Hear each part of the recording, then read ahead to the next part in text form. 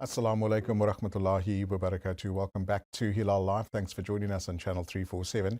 Now, the topic for today, we're going to open up the WhatsApp lines a bit later as well, and we'd like you to participate and let us know your view, your opinion. Very important topic. Tonight's topic, Muslim personal law in the context of the new Divorce Amendment Act. And I thought who better to invite into studio, back in studio, Igshaan Higgins, attorney. Assalamu alaikum. Wa alaikum salam to yourself and to the viewers. Jazakallah so much. And he's brought back up today Brother Faizel Bardien, who's also an attorney. Assalamu alaikum. Wa alaikum salam, and to all the viewers as well. Jazakallah so much for coming into studio. Really appreciate it. Very important topic that we're discussing today as well. And I'm going to open up the WhatsApp lines where you, if you feel you have a question, we have two experts in studio that could try their level best to answer those questions. I mean, let's start with, the historical context of Muslim marriages in South Africa. How was it perceived? What brought us to the point where the Muslim Marriages Act would then come into play? I think we have a very difficult history. Our marriages had a very difficult history in South Africa. Because firstly, Islam was banned for many years. There was a placard when the Dutch when they were colonizing the world. There was a placard in 1642 that effectively banned Islam. And of course, when the Dutch got here in 1652, and a few years later, they brought a few slaves with, and Muslim slaves, in around about 1658. So Islam was actually just banned. You could probably practice Islam in a private manner. Right. They kind of turned a blind eye because obviously they didn't want a revolt. Of course. So Islam was still being practiced, but not in the open. And as a result, marriages were regarded, and I'm going to use a Latin phrase, and it was contra bonus mores, against good morals. Of course, good European morals. Right. Because of the potential for polygamy. In other words, having more than one wife. So obviously, that prevailed for a very, very long time. So of course, when the British came here, Islam was kind of unbanned, but they had the same attitude towards marriages, Muslim marriages, because of it. And they called it, once again, was contra bonus mores, based on its potentially polygamous nature. So therefore, Muslim marriages never enjoyed any form of recognition. Right. So of course, with the new dispensation, there was now moves. There's now a constitution, and there's of course the equality clauses, and Muslims started saying, "Listen, we want to be recognized here." Right. And of course, there was a few cases. I think the first case was Faizel, the Daniels case, and the Daniels case gave a bit of recognition to, and this was in the Constitutional Court. Right. Gave a bit of recognition to Muslim marriages, but only if it's not polygamous. Right. It must be monogamous. Right. Of course, this was not acceptable because Muslim women are in a very difficult position in this country. They may never know if they're in a polygamous marriage. They may think they're in a monogamous marriage, but maybe they're not. And this puts a different spin on our type of marriages. Correct. And of course, then we took on the case of, in fact, our firm took the case of Hassam, Fatima Hassam. We took that matter to the Cape High Court, and we managed in the Cape High Court to get the court to recognize potentially polygamous marriages and polygamous marriages. And that we done via the Interstate Succession Act and the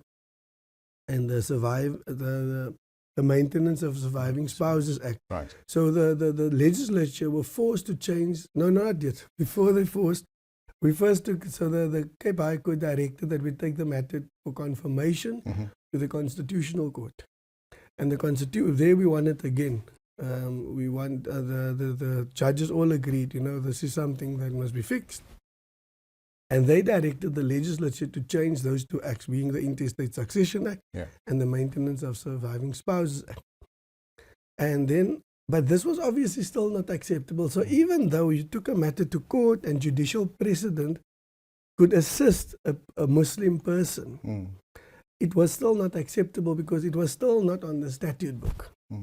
And this is obviously where we are today. And because we have such little time, of course, we're not going to go into it. But after another round of court battles with the Women's Legal Center and the government was compelled to have legislation. But that act went back and forth for review. Not the act, the bill. The bill. My apologies. But I think, we Muslims, we were our own worst enemies because we were fighting with one another in terms of what should be there and what shouldn't be there. Instead of saying, let's get there and build up our jurisprudence, which is where we are now. Good point. Yeah. So I think where Faizel is going to come in now is that, we do have an act now, which was promulgated about 2 months ago, just a week before the election. So did they, in your opinion, first of all, do you think they pushed that act in lieu of votes, number one? And two, is the act acceptable at the moment? Are we in a general consensus with regards to that act? Well, the act was signed by the president on the 19th of May, and it was exactly 2 weeks before the date literally of the election. 23rd hour, if you want to call it. Just before. So, I'm not sure if that was strategy. However, they had to comply with the Constitutional Court judgment. So, the Divorce Amendment Act came into being on that day, on the 19th of May, as such. And the major change in the act was that they now included Muslim marriages to be part of the act. And specifically in the definition of the act, Section 1 specifically says it takes into account a marriage in accordance with the tenets of Islam. You understand?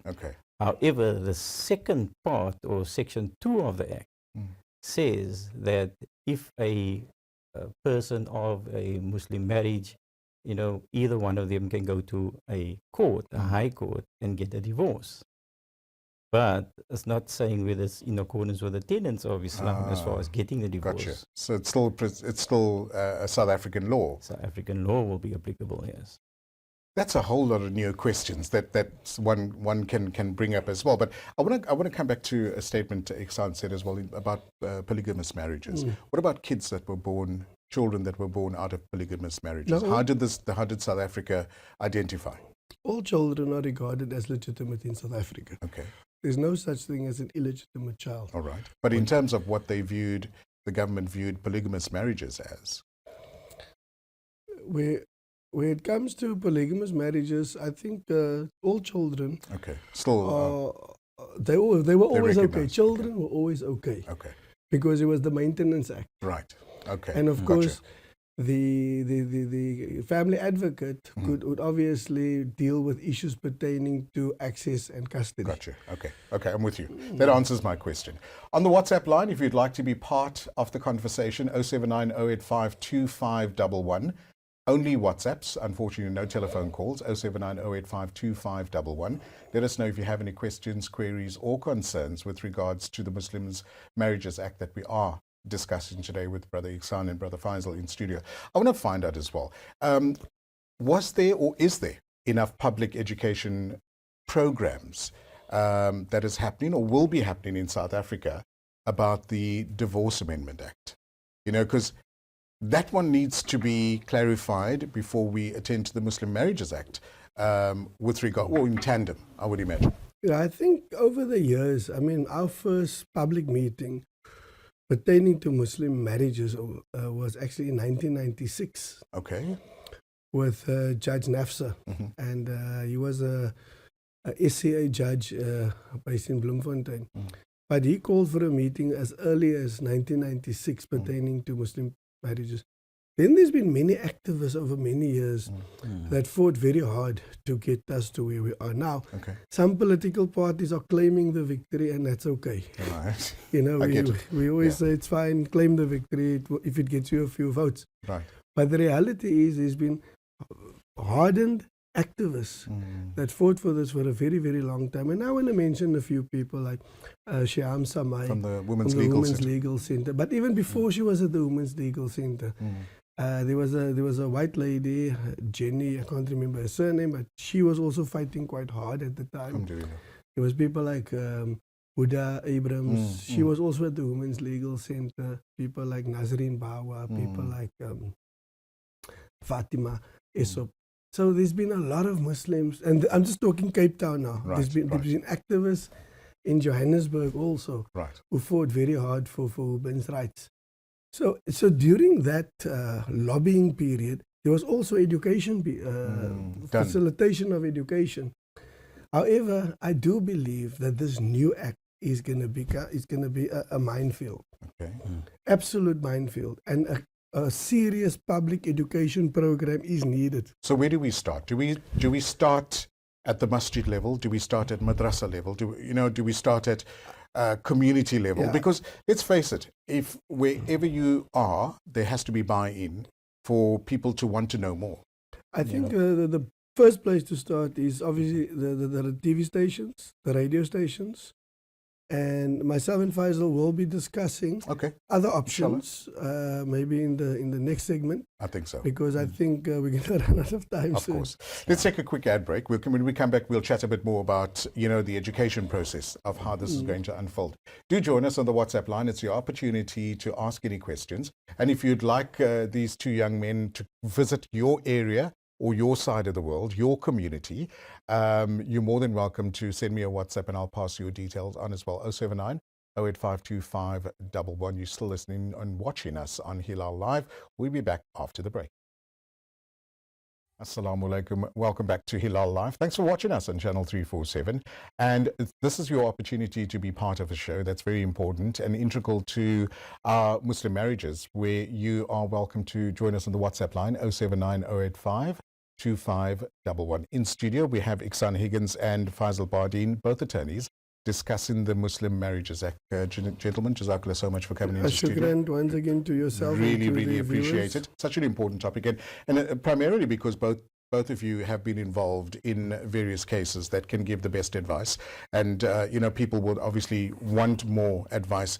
Before the break, we were speaking about the education process in terms of educating our communities now that this act is in play, now that it can potentially affect marriages, divorces, X, Y, Z. What are the best opportunities for this education process to happen? I think, as I say, many of especially our Muslim women, they have no clue what they need to do if they are faced with either the death of their spouse or if they are divorced. Or if a husband says to him, I want a divorce, or she wants a divorce based on whatever reason. Right. So prior to Your this, ruchis are not round enough. something like that. Yeah. But prior to this, women had to fork out a lot of money to go to a lawyer, and Absolutely. a lawyer had to almost concoct a case for that particular person. Right. Knowing that it's never really going to reach court because court processes are expensive. Of course. For you to run a high court litigation today, you're talking upwards of 300,000 No from way. start to finish, if not more. Sure. So the point is, it's way too expensive. But so many people have that quagmire when they are faced with divorce. They say, "No, I can't afford a lawyer," and also, but now the legislation makes provision for somebody based on justice and equity. For, let's say, a woman worked with her husband all these years. Build up She the stayed at business. home. She was running the household. She took the kids to school. She did the cooking and cleaning. Husband went to work. Husband buys the house. He buys it only in his name. When they get divorced, the common thing was the husband will tell the wife, "You never worked," not taking into account that She the did effort contribute. that woman put in is probably more than what that husband did, Right. at his own work. Right. And therefore, it became a battle. Now you must say, it's unfair that that Western marriages are guided by the Matrimonial Property Act, whereas and Muslim marriages are not recognized. Now Muslim marriages are actually contained. The word Muslim marriage contained in the act. So now women can say, okay, now it's a lot easier because the act helps that woman now. Gotcha. Brother Faizel, in terms of, the key provisions in the Divorce Amendment Act, is it very relevant to Muslim personal? I mean, how is that relevant to Muslim personal law? Yeah. And number one, and number two, what is the, the similarities or difference between the Muslim Marriages Act and the South African Marriages Act? Yeah, so look, specifically we're talking about the Divorce Amendment Act. Yes. And the Divorce Amendment Act, as I mentioned earlier, now introduced Muslim marriages as such in the definition.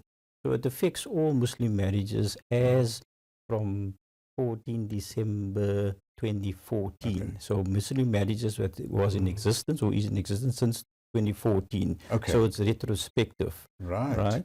And it affects Muslim marriages where there has been a divorce. However, there was still litigation, and that litigation has not been completed. Okay. So it's applicable to that as well. Okay, So you can gotcha. apply that act. Yeah. So the act speaks specifically about maintenance of children, care, contact, custody as such.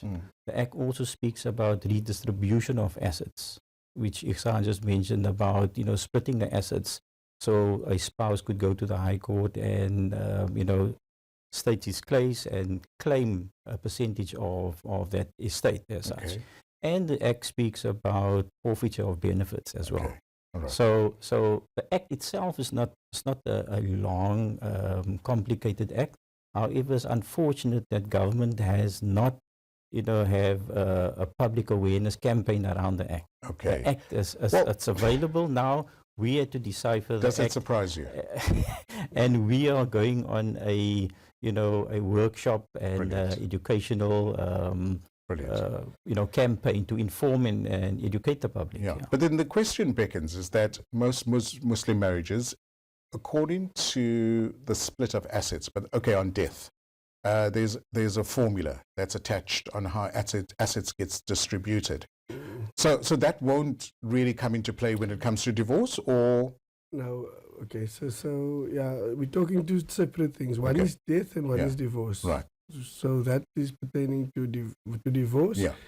It's not about the split Okay. that you would have received in accordance with a Sharia split. Right. It's about, they call it justice in equity. Okay. So if, let's say, a couple got married when they were young, and 30 years later the husband now decided, I've had enough, I want out, but everything is in his name. Gotcha.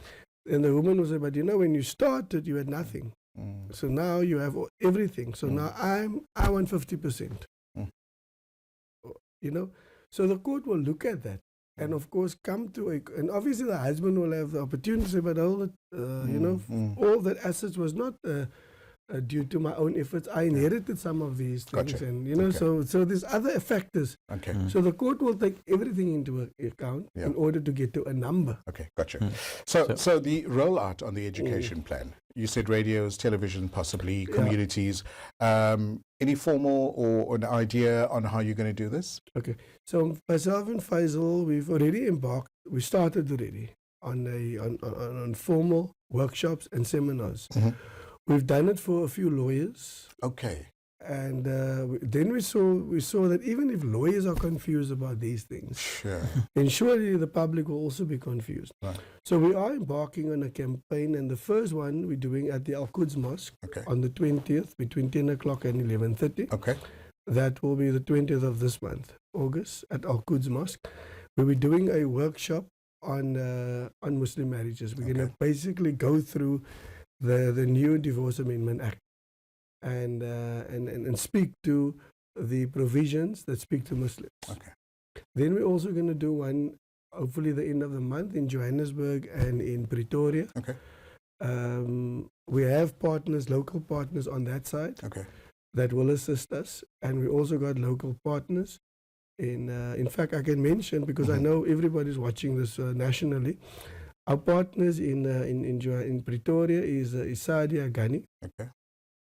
And our partner in Johannesburg is Tasneem Musa, who's also an acting judge.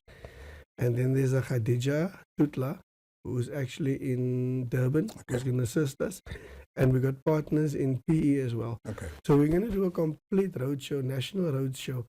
And we would like people, we want to invite people to say, listen, I want to do it at my masjid. Yes. And I've got so many people. Yeah. Myself, Faizel, and we've got about a panel of about maybe 6 or 7 lawyers that's prepared to come out to assist.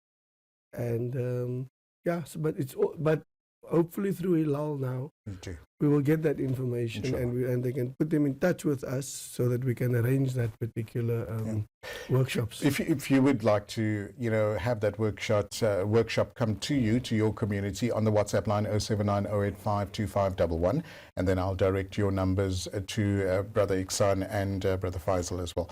Gentlemen, Jazakallah so much. It's been very informative. I think in closing, maybe if we can just sum up in terms, should somebody want to know more questions, what is the best methods to do that? Contact you guys? Well, I think people need to educate themselves also. Read the act. I know, some people don't like reading Of course, legislation, yeah. but there's lots of articles out as well. Attend the workshops that we are going to offer, Okay. and that's the best way to, get educated. Brilliant. I agree. Jazakallah so much. We'll look forward to more information from you guys, and we'll try and share that with our viewers with regards to the Muslim personal law, and especially with the new Divorce Amendment Act as well. Have a great evening. Assalamu alaikum. Wa alaikum Walaikum salam. salam. Shukran very much. Afwan. So there we go. That's the first part, and we'll try and bring you more updates according to some of the questions you send through. That will let us know on the type of advice that you would like as well. So on the WhatsApp line 07908525511. That's all that we have for you from the Cape Town team. We're back tomorrow between 5 and 6 p.m. inshallah. From our colleagues, or my colleagues, Sohail Barnes, Mohammed Parker, and myself, Luqman Shadrack. Have a great evening. Assalamu alaikum.